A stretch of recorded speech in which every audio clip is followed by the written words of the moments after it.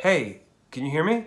Hold on one second. If you just give me a moment. Unfortunately, I have to respond to an idiot online. To go around the algorithm, you have to set your VPN to Istanbul and send.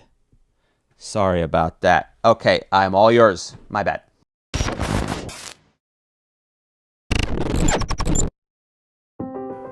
Well, I must admit I don't know too much about the subject, but I have seen some rumblings online.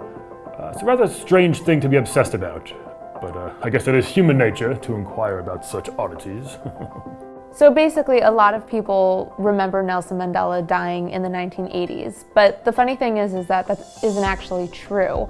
He was released from prison in the 1990s and died in 2013, but despite this, so many people remember seeing his funeral on television, but it didn't actually happen. Nelson Mandela's face is one of the most recognizable in the world.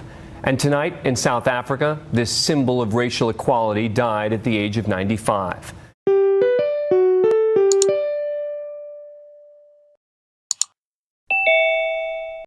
There is no question that Nelson Mandela died in the 80s. I mean, no question about it. Wait, did I say question already? Nelson Mandela did not die in 2013, and I have proof, okay? Because I distinctly remember I was 6 years old, and I was watching something on TV, and my grandmother explained it to me at the time, that it was a funeral for Nelson Mandela, and she was really sad because he was a great man and he had died in prison. I mean, how else do you explain that? The simplest explanation is that these are false memories. People are remembering something to be real when they're not. Just can't quite explain why they're really focused on breakfast cereals. This isn't anything new. You can look at psychologists like Sigmund Freud, for example. And Sigmund Freud had a theory about false memories, that people would create false memories to deal with past trauma. And I think you can pull from that theory and apply it here. Oh yeah, Freud is really big on the forms.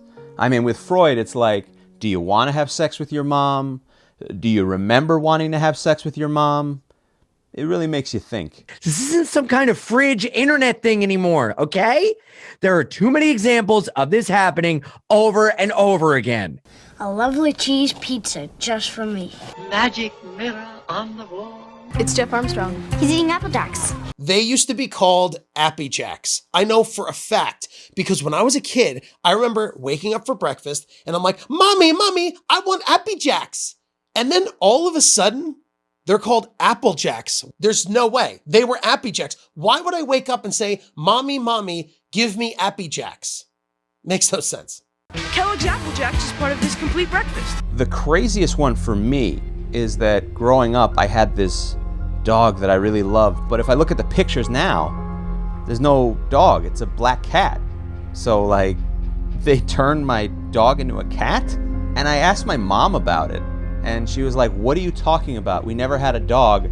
That was Buttons, and he was a cat. And I was like, oh, they got to you too, huh? And then if you peel back another layer, did I even ever have a mom? We aren't all wrong, okay? We're not.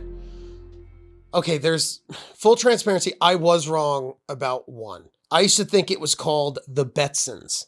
And then later I found out it was a prank my older sister was playing on me. Oh yeah, the Betsons. I remember that. That was a long time ago. Oh my God, did he tell you about the future? Yeah, he did. The Betsons live in the future. So do you need anything else? I gotta go take care of my child. No, that's it. All right, take care. One of the biggest examples of the Mandela Effect is the Berenstain Bears. This one kills me, okay? It was Berenstein Bears. Do you know any Berenstains? Stains? No, of course not. But we sure as hell all know a Berenstein, and in this case, they were lovable bears. I didn't thank you for all the trouble you went to find me a helmet that fits. As a kid, I had a really, really nice bookshelf, and I loved to read. I mean, the bookshelf was mahogany. It had a bunch of books on it. Oh, remember Scholastic Book Club? I had so many books. I remember taking a Berenstain Bears book from that bookshelf. I can vividly remember it saying Berenstain Bears. And I had about 300 on my bookshelf. I had Berenstain Bears go to school. Berenstain Bears go to the doctor. There's even a limited edition one, Berenstain Bears poop the tree. So then at some point, something was altered and it's changed to Berenstain. Okay, can I just say something here? I know this has nothing to do with the Berenstein Bears, but those Charmin bears in the commercial, they really creep me out. Hello, cream bottom. Okay, so here's what we think happened, and it's the only logical explanation. Someone traveled back in time and changed it from Berenstein to Berenstain. And just by doing this one small change, it altered our timeline. You can't play around with time travel. It's serious. By reading these journals, I might be able to get Kaylee back. I'd think twice about what you're doing. You could wake up a lot more messed up than you are now. Oh my God. Kutcher was so ahead of his time with Butterfly Effect. I mean, that scene where he goes into the diner where Amy Smart is working. You're right, Evan. I don't believe you. I never thought you would. Phenomenal. So insane. I mean, it just shows you everything affects everything.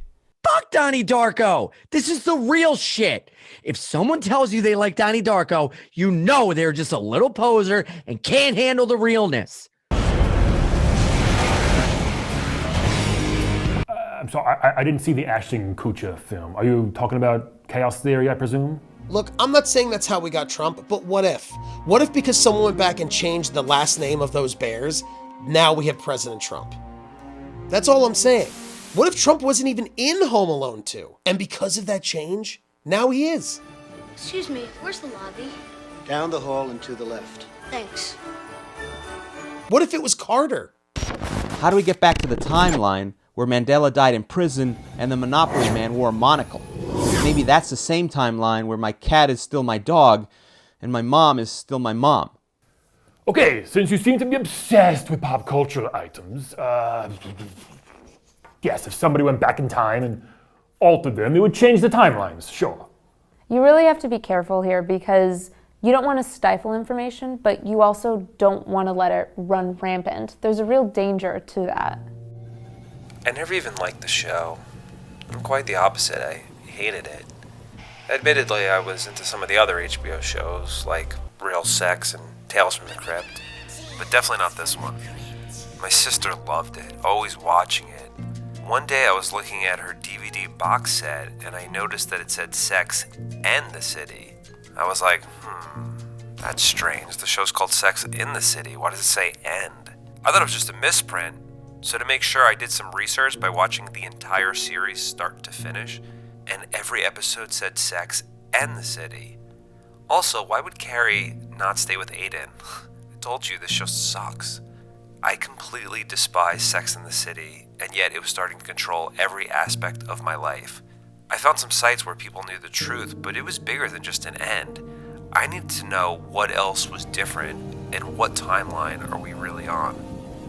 On April 15, 2018, I broke into Sarah Jessica Parker's home when her and Matthew Broderick were in Europe on vacation. I was looking for a script, a contract, anything that could prove I wasn't crazy. But everything I found said end. I didn't understand what was going on. I just couldn't make sense of it. This is the moment when everything changed, because I was looking around her apartment and I started thinking to myself, this stuff's probably worth a lot. So I took a bunch of Sarah Jessica Parker's stuff and sold it online. Diamonds, shoes, her cats, it didn't matter. I was putting it all on eBay. I started making a ton of money. I moved out of my parents' house and even got a girlfriend for the first time. Things were going great. I stopped caring about what timeline we were on because for the first time in my life I was happy. Until I made the mistake of selling one of her Christian Louboutin shoes to an FBI agent. About 15 cops showed up at my house with guns drawn. I remember one screamed, "Get down on the ground! Nobody steals from Sarah Jessica Parker." They arrested me. I still don't know what universe we're truly in. I just know that in this one, fancy shoes are watermarked. Mark my words. Are you marking them? There are things right now that we accept as fact that will be changed. I don't know, the spelling of Captain Crunch, bananas in pajamas, pajama pattern, Blanca's hair color. So I don't know what it'll be. I just know it'll happen, okay? Think of Netflix, for example. We all know it has an X in it. What if one day we wake up and the X is just gone and it's Netflix? What do we say then? Sure, the snowflakes will go along with it, but we'll all know the truth, that we switched timelines.